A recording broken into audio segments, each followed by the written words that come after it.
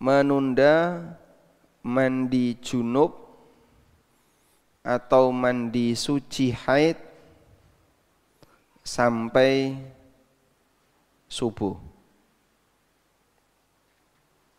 Misalnya, ada seorang wanita yang suci jam 3.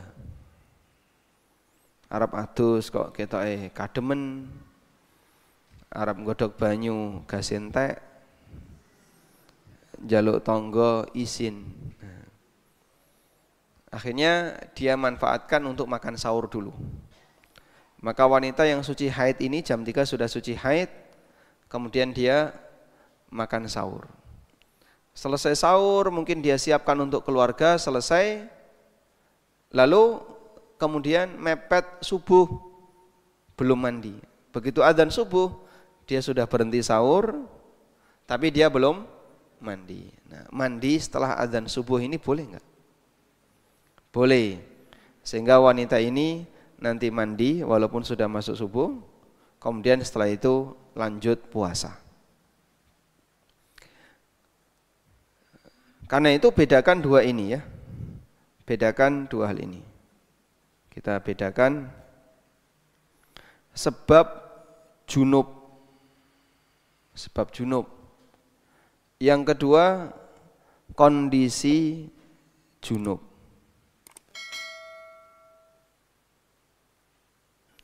Sebab junub yang disengaja, contohnya hubungan badan. Ada yang karena rutin, contohnya haid. Ini kalau sampai subuh belum selesai, maka puasanya tidak sah. Wanita haid, darah masih keluar, adzan subuh masih keluar. Begitu selesai sholat subuh, masyarakat selesai sholat subuh, ada kultum. Selesai kultum, haidnya berhenti. Nah, ketika dia berhenti misalnya jam 5 atau setengah 6, hari itu boleh puasa enggak? Tidak. Kenapa?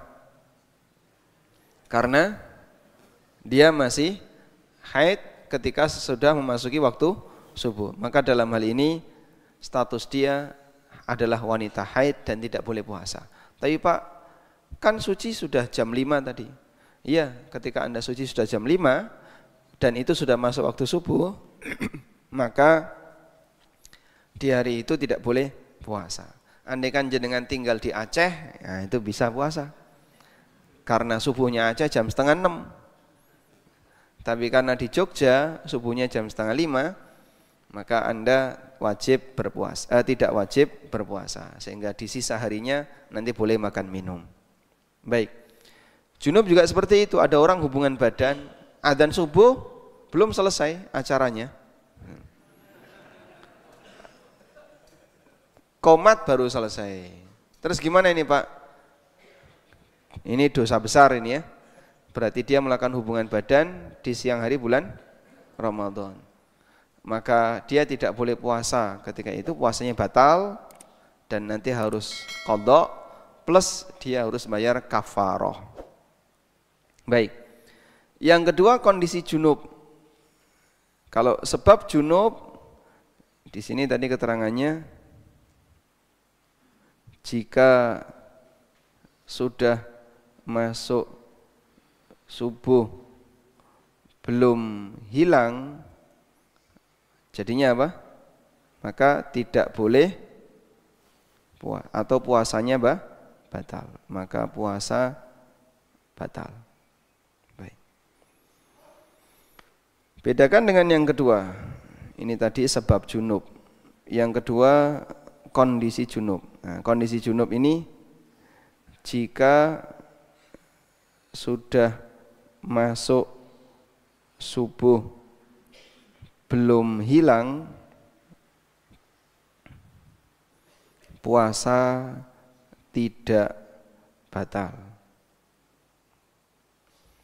Nah, contoh kasus yang sering terjadi, suami istri selesai sahur terus hubungan badan. Selesai misalnya 5 menit sebelum subuh. Nah, Kadang kan terus tidur bablas sampai jam 7 misalnya. Gak sholat subuh nih kayak gini ya. Tidur sampai jam 5 misalnya. Dia tidur sampai jam 5. Terus jam 5 mandi. Boleh nggak puasa? Boleh nggak puasa? Boleh. Kenapa? Karena yang bertahan itu kondisi junubnya, bukan sebab junubnya. Dipahami nggih Pak? Baik. Contoh yang sering ya wanita haid yang menunda mandi sehingga dia selesai sahur mungkin tidur lagi padahal dia sudah suci, sudah putus darahnya, lalu baru dia mandi setelah selesai subuh.